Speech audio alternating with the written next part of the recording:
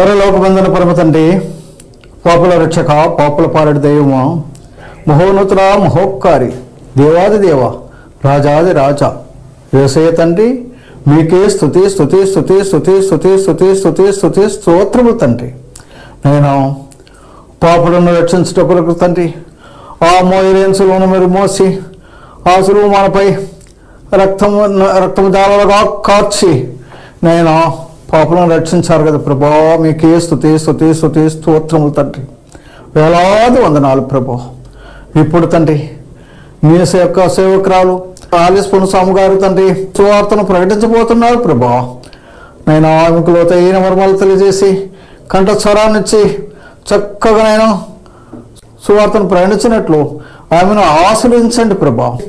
నేను చూసిన వారందరూ నేను స్వస్థపడినట్లు వాళ్ళ కష్టాలు బాధలు తీర్చి వాళ్ళు ఆశ్రయించండి ప్రభా.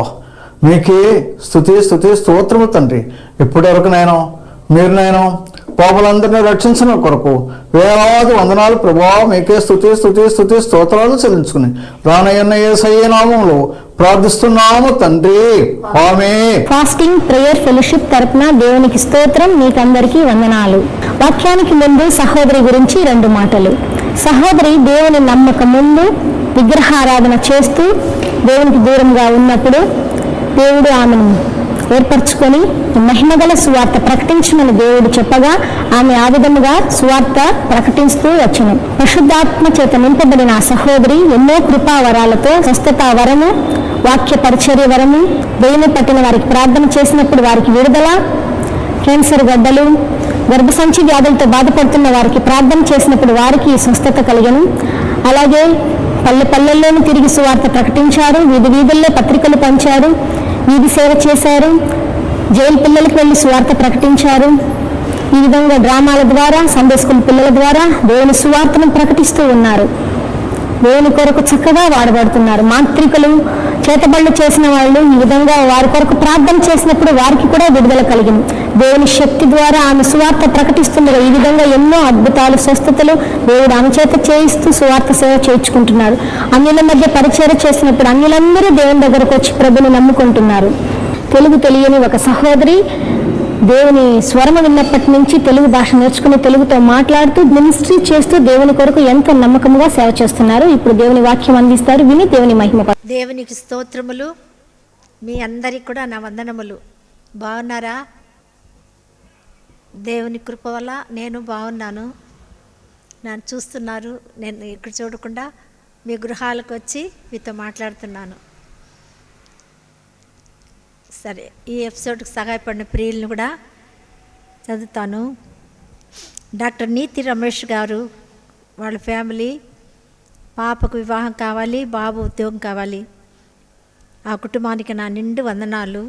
శ్వాసిని డేవిడ్ రాజు గారు, ఆ కుటుంబానికి కూడా నేను నిండు వందనాలు చెల్లించుకుంటున్నాను.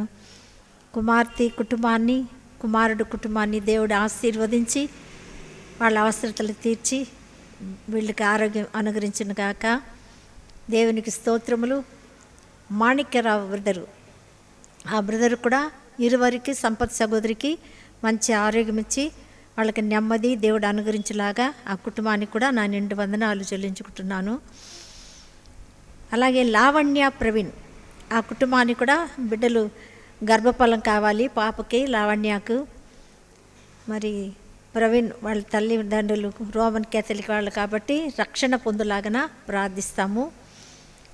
కుటుంబానికి దేవుని దీవెనలు.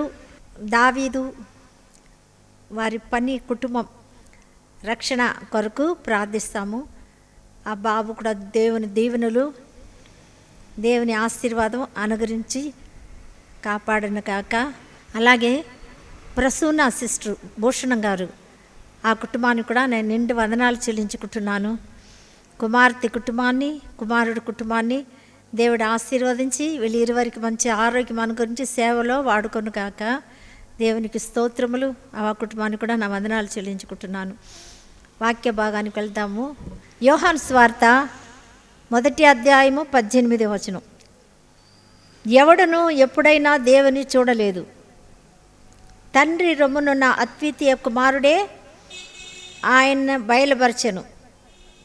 ప్రార్థన. దయగల దేవా, నీకు వందనములు, స్తుతులు, స్తోత్రములు తండ్రి. చదవబడిన వాక్యాన్ని వివరించుటకే యోగ్యత నాకు లేదు నాయనా. ప్రభా, మీరే మాట్లాడండి నాయన. వాక్చాతుని అనుగ్రహించండి ప్రభువా. స్పాన్సర్ చేసిన కుటుంబాలని దీవించి వాళ్ళ కొరతలు నింపండి ప్రభువా. దయగల నాయనా, మీరే వాక్యాన్ని బోధించి పరిశుద్ధాత్మ తండ్రి మాట్లాడమని బలపరచమని యేసుక్రీస్తు నామంలో స్తుతిస్తూ సహాయం కోరి అతి వినయంతో వేడుకుంటున్న పరలోకమందున మా తండ్రి, ఆమెన్. ప్రియులారా, ఉపవాస ప్రార్థన కూటము మరి ఈ ప్రోగ్రాంకు మిమ్మల్ని అందరినీ కూడా ఆహ్వానించుచున్నాను. చూస్తున్న మీరందరికీ నా నిండు వందనాలు. జీవగల దేవుడు ఎవడను ఎప్పుడైనాను దేవుని చూడలేదు. ఎవడను ఎప్పుడైనాను దేవుని చూడలేదు. దేవుని చూసారా? ఎవ్వరు చూడలేదు. కంటికి కనపడడు కదా. ఆత్మస్వరూపి, మహిమా స్వరూపుడు, వెలుగుగా ఉన్న దేవుడు. అందుకే ఎవరు చూడలేదు. ఎవడను ఎప్పుడైనా కూడా దేవుని చూడలేదు. నేను చూశాను అంటే అది అబద్ధమే. తండ్రి రొమ్మునున్న అద్వితీయ కుమారుడే ఆయనను బయలుపరిచెను. కుమారుడు అనుకుని యేసు ప్రభు పేరు కదా. మరి అలాగా యేసు ప్రభు వచ్చి తండ్రిని మనకు బయలుపరుస్తున్నాడు, తెలియపరుస్తున్నాడు. యోహాను సువార్త 16వ అధ్యాయంలో కూడా 25వ వచనం, ఈ సంగతులు గూఢార్థముగా మీతో చెప్పి తిని, అయితే నేను ఇక ఎన్నడను గూఢార్థముగా మీతో మాట్లాడక తండ్రిని గురించి మీకు స్పష్టంగా చెప్పు గడియ వచ్చి ఉన్నది. యేసుప్రభు చెప్తున్నాడు, ఇప్పటికీ గూఢార్థముగా మాట్లాడాను, కానీ ఇక మీదట గూఢార్థముగా మీతో మాట్లాడక తండ్రిని గురించి మీకు స్పష్టముగా చెప్పు గడియ వచ్చి ఉన్నది. యేసుప్రభు చెప్పడానికే వచ్చాడు. మనకు రక్షణ ఇవ్వడానికి, దేవుడు ఎవరో తెలియపరచడానికి యేసుప్రభు వచ్చాడని చూస్తున్నాం ప్రియులారా. ఆయనే తెలియపరిచాడు. తండ్రిని గురించి మీకు స్పష్టముగా చెప్పు గడియ వచ్చి ఉన్నది. ఆ దినమందు మీరు నా పేరట అడుగుదురు కానీ మీ విషయమై నేను తండ్రిని వేడుకొందునని మీతో చెప్పుటలేదు. మీరు నన్ను ప్రేమించి నేను దేవుని యొద్ద నుండి బయలుదేరి వచ్చితినని నమ్మితిరి కనుక తండ్రి తానే మిమ్మల్ని ప్రేమించును. అంటే నేను తండ్రి యొద్ద నుండి వచ్చానని మీరు నమ్మితిరి కనుక మిమ్మల్ని తండ్రి ప్రేమిస్తున్నాడు, తానే మిమ్మల్ని ప్రేమించుచున్నాడు. నేను తండ్రి యొద్ద నుండి బయలుదేరి లోకమునకు వచ్చి ఉన్నాను, మరియు లోకము విడిచి తండ్రి యొద్దకు వెళుచున్నానని వారితో చెప్పాను. ప్రియులారా, యేసుక్రీస్తు ప్రభువారు స్పష్టంగా ఎవరు చూడలేదని తెలియపరుస్తున్నాడు. కానీ ఆ చెప్పి గడియ ఇప్పుడే వచ్చి ఉన్నది అన్నాడు. తిమోతి రాసిన మొదటి పత్రిక 6వ అధ్యాయము 15వ వచనం, శ్రీమంతుడు అద్వితీయుడగు సర్వాధిపతి యుక్త కాలమందు ఆ ప్రత్యక్షతను కనపరచును.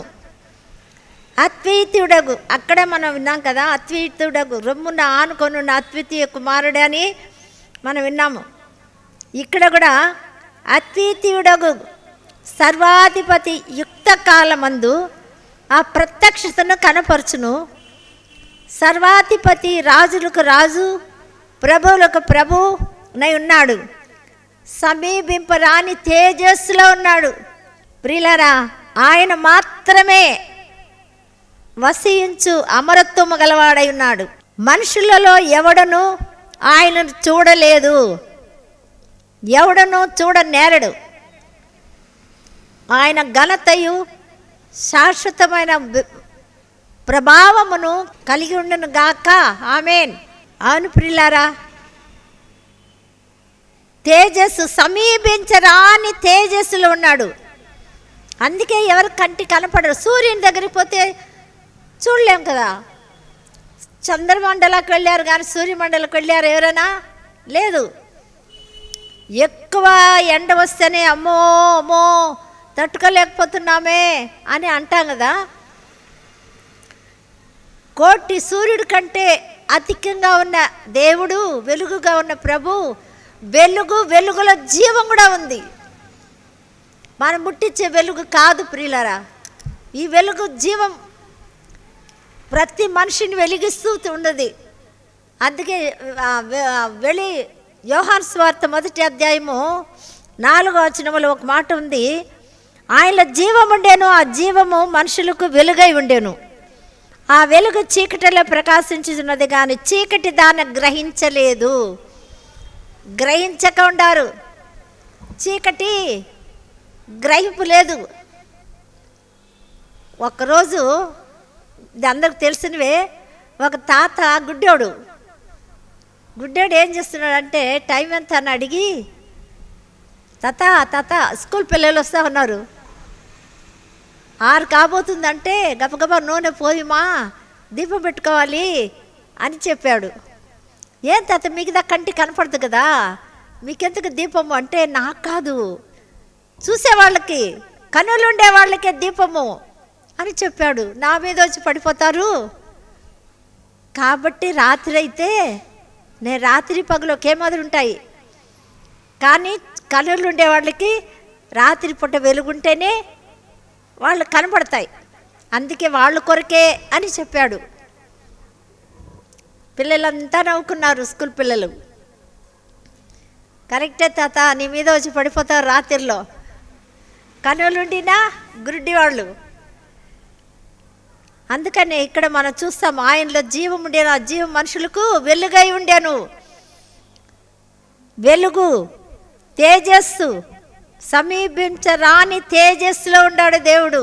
సమీపింపరాని అద్వితీయ నగు సర్వాధిపతి యుక్త కాలమందు ఆ ప్రత్యక్షను కనపరచును. ఆ సర్వాధిపతి రాజులకు రాజు, ప్రభువులకు ప్రభునై ఉన్నాడు. సమీపింపరాని తేజస్సులో ఆయన మాత్రమే వసించును. అమరత్వము గలవాడై ఉన్నాడు. అమరత్వం, అమరం అంటే మనకు తెలుసు కదా. అమరత్వం అంటే యుగ యుగాలు జీవించేది అమృతం. యుగ యుగములో జీవించే అమరత్వము గలవాడై ఉన్నాడు. మరణము లేదు ఆయనకి, కానీ మన కొరకు మరణం యొక్క శరీరంతో వచ్చాడు. ప్రభు ప్రత్యక్షమయ్యాడు. ప్రియులారా, మనుషులలో ఎవడను ఆయన చూడలేదు, ఎవడను చూడనేరడు. ఆయనకు ఘనతయు శాశ్వతమైన ప్రభావము కలిగి ఉండును గాక. దేవునికి స్తోత్రం. ఇప్పుడు ఇవన్నీ మనం పొందాలంటే, చూడాలంటే ఆ ఘనత మనకు కూడా ఇస్తాడు. చేయాలంటే ఏం చేయాలా? యోహాను సువార్త 1వ అధ్యాయం 12వ వచనం, తన్ని ఎందరు అంగీకరించిరో వారందరికీ, అనగా తన నామమందు విశ్వాసముంచు వారికి దేవుని పిల్లలకుటకు ఆయన అధికారము అనుగ్రహించెను. ఎందరు అంగీకరిస్తారో, ఎందరు విశ్వసించుతారో, ఆయన అంగీకరించిన వారికి మాత్రమే దేవుని పిల్లలగుటకు, భూమి ఆకాశ సముద్రాలు సృష్టించిన దేవుడు పిల్లలుగా మారిపోతాం.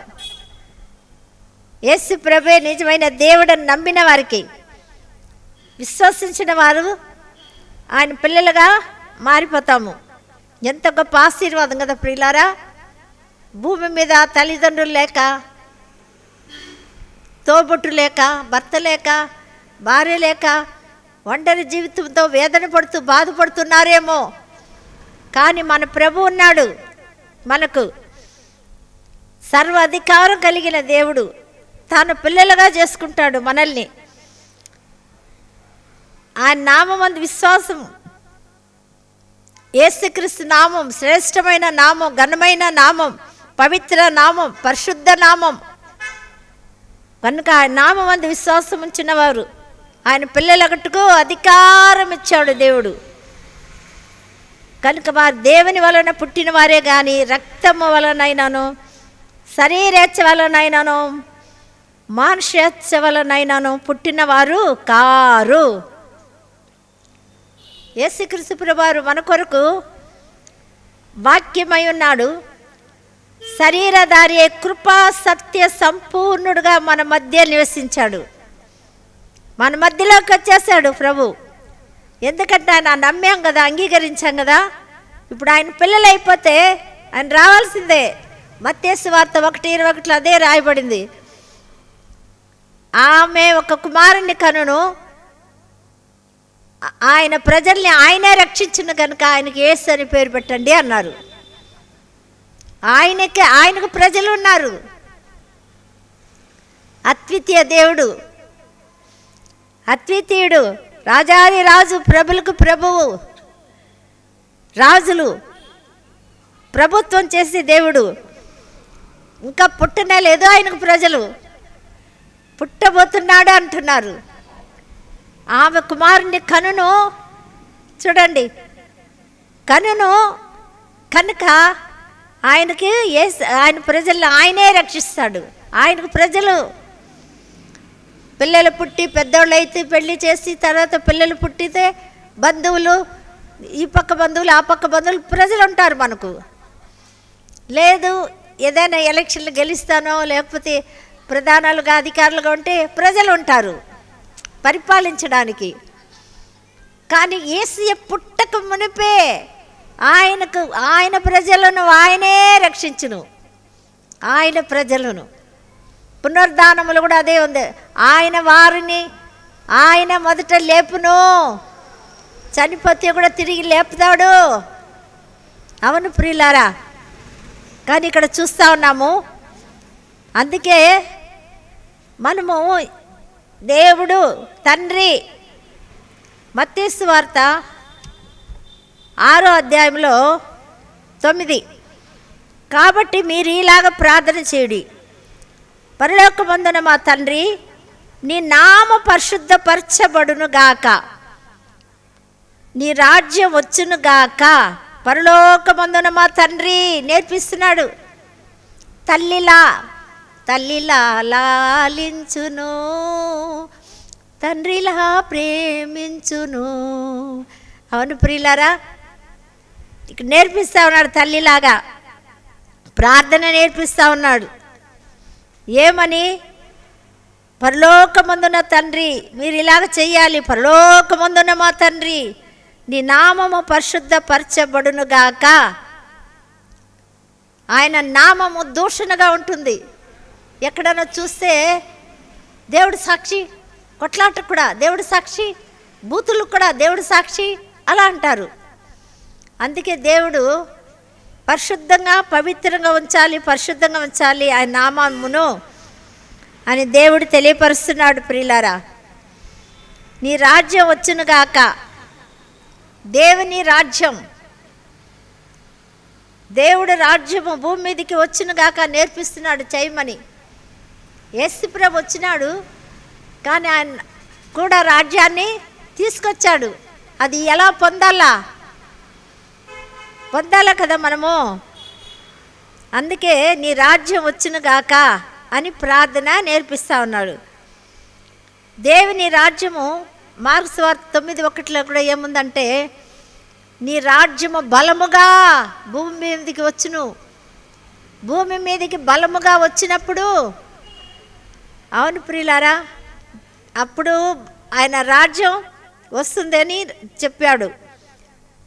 మరి బాప్తిస్మ యోహాను కానీ యేసుప్రభు కానీ నీ రాజ్యం, దేవుని రాజ్యం సమీపంగా ఉంది, మారు మనసు పొందుడి, రక్షణ పొందుడి అని ప్రకటించారు. ఇక్కడ కూడా నీ రాజ్యం వచ్చును గాక, నీ చిత్తం పరలోకమందు నెరవేరినట్లు భూమి మీద కూడా నెరవేరును గాక. దేవుని రాజ్యము వచ్చింది ప్రియులారా. ఎప్పుడు? అపోస్తల కార్యం 2 ఆరోహణ అయినప్పుడు యేసు ప్రభు వెళ్తూ చెప్పేసి వెళ్తాడు. ఆదరణకర్త వస్తాడు మీకు. యోహాను 16 ఉంది, నా 6-7 ఆయన వచ్చి భూమి మీదని పాపాన్ని ఒప్పింపజేస్తాడు. ఆదరణకర్త వస్తాడు, నేను వెళ్ళకపోతే రాడు, నేను వెళ్ళి ఆదరణకర్తను పంపిస్తాను అని చెప్తాడు యేసు ప్రభు. అందుకే వాళ్ళు ఏం చేస్తారంటే ఆదరణకర్త కొరకు ఎదురు చూసి కనిపెడుతూ ప్రార్థన చేస్తూ ఉంటారు. ఆరోహణ అయినప్పుడు మన కొరకు, పాపం కొరకు కల్వారు శిలువలో బలి అయ్యి మరణించి తిరిగి లేచి ఆరోహణ అయ్యేటప్పుడు వీళ్ళందరూ ఉంటారు. అందరూ వేలు పొందిన వాళ్ళు కూడా, శాంతి పొందిన వాళ్ళు, శిష్యులు అక్కడ ఉంటారు. ఉండి లేపుతాడనమాట. అలాగ ప్రియులారా, ఎంత ఇదిగా అయితే యేసుక్రీస్తు ప్రభువారు పైకి వెళ్ళేటప్పుడు, ఆరోహణ అయ్యేటప్పుడు, నేను వెళ్ళి మీ యొద్దకు మరలా వస్తానని చెప్పినప్పుడు 10 రోజులు తర్వాత 50 రోజు పెంతెకొస్తు పండుగ. ఆ రోజు బలముగా దేవుని రాజ్యం భూమి మీదకి వచ్చాయి. ఆలయంలోనే నిలిచారు, ప్రార్థన చేస్తూ ఉన్నారు. 120 మంది మేడగదిలో ప్రార్థన చేస్తూ ఉంటే పరిశుద్ధాత్మ అగ్ని జ్వాల వలె ప్రతి ఒక్కరి మీద రాలగా వాక్చాతుర్యం పొంది వాళ్ళు ప్రభుని ప్రవచించిరి. అక్కడ ఉన్న వాళ్ళంతా మా భాష మా భాష మా భాష అన్నారు. నేను అనుకున్నాను, తమిళ్ చదువుకున్నాను, తమిళ్ భాష. తిరుపతికి వచ్చాను, తెలుగు ఎక్కడ ఒక్క ముక్క రాదు, ఎక్కడనో మూలలో ఉంటాను. పక్కింటి వాళ్ళు కూడా మాట్లాడరు ఎవరు, ఏంది ఇలాంటి ఆమె చేరిందే మాకని. అప్పుడు మా వారు అన్నారు, భాష రాదు అందుకని లోపలే ఉండాలి అని చెప్పారు. మళ్ళీ పక్కింటామా రాజమ్మని, పోలీస్ ఆయన భార్య, ఒక్కొక్కటిగా పప్పు కూడా పరుపు, వంకాయకి కత్తిరిక అలాగ నేర్పించింది తెలుగులో. కొంచెం అలా చెప్పి తెలుగులో మాట్లాడుతారు ఉంటాను, అర్థం చేసుకోవడానికి కూడా సహాయం చేశాడు. అయితే చదువు రాదు, స్పష్టంగా తెలుగు రాదు. తమిళ్ చదివేటప్పుడే తమిళ్లోనే రక్షణ పొందాను. ఎప్పుడైతే పొందానో వెంటనే మా పాస్టర్ గారు అక్కడ ఉంటే, లూథరన్ చర్చి ఎండ్రి వాస్టర్, అని చెప్పాను, పాస్టర్ గారు మా వాళ్ళు ఉన్నారు, బంధువులు ఉన్నారు, స్నేహితులు ఉన్నారు, వాళ్ళు స్వార్థ చెప్పండి, నాకు తెలుగు రాదు కదా అంటే, పోమ్మ సత్యం చెప్తే చెప్పుతో కొడతారు వాళ్ళు. అలా చెప్పాడు. ఇంకా ఏడుపు వచ్చింది నాకు. ఇంటికి వెళ్ళి నేర్చుకున్నాను. ఇంకెవరు చెప్తారబ్బా, వీళ్ళంతా నరకానికి వెళ్ళిపోతారు కదా, ఎవరో చెప్తారు వీళ్ళకి అని చెప్పి వాళ్ళ భార్యకి ప్రియదర్శిని ఆ సిస్టర్కి చెప్పాను, పాస్టమ్మ మన ఇల్లు వెళ్ళి చెప్తామా అని. పోండి, రాళ్ళు మొక్కే వాళ్ళు బలవంతం ఎందుకు చేయాలి మనము అట్టే అన్నారు. మన వాళ్ళని మనం చూసుకుందాం, ప్రభు చేస్తాడు రెండో రాకడలో అని చెప్పారు. ఇంకా ఏడుపు వచ్చింది నాకు. ఏడ్చి ప్రార్థన చేస్తూ ఉండేదాన్ని. అలా ఉంటే ఒకసారి నేను మామూలుగా ఎవరైనా వస్తే ఆర్ఆర్కే మూర్తి గారు, జోష్ అన్న, ఎస్ అన్న, ఇలాంటి చాలామంది సేవకుల్ని పిలిపించి ఇంట్లో మీటింగ్ ప్రేయర్ పెట్టిస్తాను. అలాగే భాగ్యలత సిస్టర్ కూడా వచ్చారు, బెన్ని గారు కాకినాడ ఆ సిస్టర్ కూడా వచ్చారు. ఇట్లా చాలామందిని పిలిపించేదాన్ని నేను. నాకు తెలుగు రాదు కదా అందుకని. అప్పుడు భాగ్యలత సిస్టర్ చెప్పారు, తప్పకుండా ఈ సంవత్సరం డిసెంబర్లో దేవుడు నీతో మాట్లాడతాడు అని చెప్పారు. కనిపెడతా ఉండాను, మాట్లాడతాడా, నిజంగా మాట్లాడతాడా దేవుడు, అవునా, అలా ఉన్నాను. సరే సమయాలతో మాట్లాడినాడు కదా. అప్పుడు వాక్యం కూడా ఎక్కువ తెలియదు, ఎక్కువ బైబిల్ చదవను కదా, తెలుగు బైబిల్, పాత నిబంధన అస్సలే చదవలేను. సరే అలా ఉన్నప్పుడు అట్లే ఏడుస్తూ ఉన్నాను, కనిపెట్టాను, మాట్లాడలేదు. జనవరి 92వ సంవత్సరం జనవరిలో 5వ తేదీ రాత్రి ఒక సిస్టర్ ఉన్నారు మా చర్చిలో, మీకు అది తెలిసి ఉంటుంది, జయకుమారి సిస్టర్ అని. ఆమెను ఏది చెప్పినా వాక్యం కొంతమంది ఏమో గంగమ్మ భక్తురాలు వచ్చింది మాకు చెప్పడానికి అనేవాళ్ళు. ఈ సిస్టర్ మాత్రం అన్ని అబద్ధాలే చెప్పేటివన్నీ తప్పులు అంటారు. అప్పుడు ఆ రాత్రి వచ్చి 8 గంటకు మోకాళ్ళు వేసి ఓని ఏడ్చి ప్రార్థన చేస్తున్నా. ప్రభా మీరే కదా ఇచ్చింది వాక్యం, నాకు మీరు ఇచ్చిన వాక్యం చెప్తా ఉంటే అబద్ధాలు అంటారే, అన్నీ అబద్ధాలే, అన్నీ ఒక వాక్యం కూడా ఇది కాదని చెప్తున్నారే, ఎట్లా ప్రభువా అని అడిగి ప్రార్థన చేస్తా ఉన్నాను. ఇంట్లో మా పిల్లలు మా వారు అందరూ భోజనం చేసేసారు కూడా, చప్పుడు కూడా వినపడలేదు నాకు. అక్కడే సరే ప్రార్థన చేసి కరెక్ట్గా 11:30 అప్పుడు దేవుడు పడుకున్నా. నేను పడుకుంటే ఆదికాండం 3:15 వాక్యం ధ్యానిస్తున్నాను. వెంటనే దేవుడు నాతో మాట్లాడినాడు. మహిమగల సువార్త నువ్వు ప్రకటించు అని చెప్పాడు. మహిమగల సువార్త నువ్వు ప్రకటించి అని చెప్పినప్పుడు తెలుగు వచ్చింది. దేవా ఎవరు మాట్లాడిందని గట్టిగా అల్లెలియ అని అరిచేసిన. మా వారికి మోకాళ్ళ నొప్పులు ఉంటే నేను అరిచిన అరుపులకు మోకాళ్ళ నొప్పులు పోయింది. ఏంది నేను వచ్చేస్తారు అందరూ, ఏమిట్ట అరుస్తున్నావు అని అన్నారు.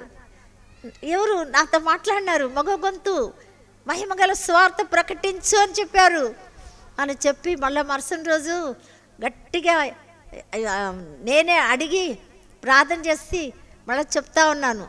ప్రభా నన్ను ఎవరైనా క్వశ్చన్ వేసేస్తే నేను ఏం చెప్పలేను కదా ప్రభా, నేను ఎలా ప్రకటించగలను ప్రభా అని చెప్తా ఉన్నాను. కానీ బదులు చెప్పలేదు. ఎవరు అడిగిన కరెక్ట్ ఆన్సర్ నాకు ఇస్తూ ఉంటారు. అప్పుడు ఇచ్చేసినాడు దేవుడు అనుకున్నాను. అలాగ ప్రియులారా, మరి అలాగ దేవాది దేవుడు ఆయన అంగీకరించినప్పుడు పరిశుద్ధాత్మ దేవుడు ఆదరణకర్త మనలో ఉంటాడు.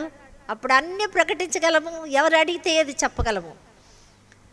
కనుక అలాంటి గొప్ప దేవుడు మరి ఒక వారం కూడా మనం చూస్తాము. ప్రార్థన చేసుకుందాం. పరిశుద్ధుడా నీకు వందనాలు, స్తోత్రం తండ్రి. నువ్వు మహిమగల దేవుడివి, సత్యవంతుడివి, జీవంగల దేవుడు. నీ జీవం ఉంది, జీవంలో వెలుగుంది ప్రభువా. నీ వెలుగు అవునైనా చీకటిలో ఉన్న వారిని వెలిగించడానికే ఈ లోకానికి వచ్చావు. పరిశుద్ధుడా, ప్రేమాస్వరూపుడా, నమ్మదగిన దేవా, తండ్రి, పరలోకపు తండ్రి ఉన్నాడు అని మాకు తెలియపరచడానికి, కుమారులుగా కుమార్తెలుగా చేసుకోవడానికి ఈ లోకానికి వచ్చావు నాయన.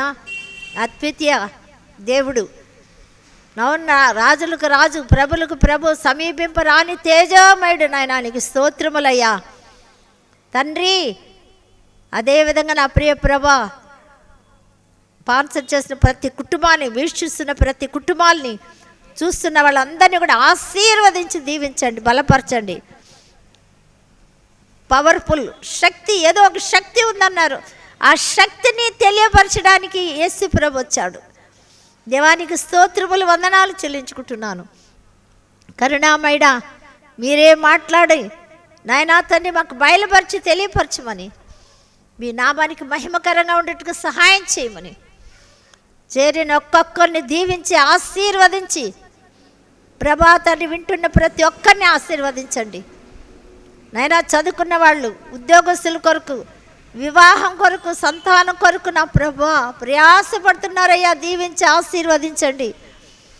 దూర దేశంలో ఉండే బిడ్డలు ఆశీర్వదించండి. వివాహ దినము, జన్మదినం చేసుకునే బిడ్డలు ఆశీర్వదించండి నాయన. కోర్టు సమస్యలో న్యాయం చేయండి ప్రభువా. పరిశుద్ధుడా, ప్రేమామయుడా, కనికరంగల దేవా, నమ్మదగిన దేవుడు అయ్యా, చేది మధురంగా మార్చగల దేవుడు, కన్నీళ్ళు నాట్యంగా చేయగల గొప్ప దేవుడు. కనుక మీరే సహాయం చేయమని, మీరే ఆశీర్వదించమని, మీ నామానికి ఘనత, మహిమ, ప్రభావాలు పొందుకోమని, మేము అడగ మర్చిన ఈవులన్నీ మాకు దయచేయమని యేసు నామములో స్తుతిస్తూ ప్రార్థించాడు వేడుకుంటున్నాం పరలోకమందున మా తండ్రి. Amen, amen. మీ అందరికీ నా వందనములు.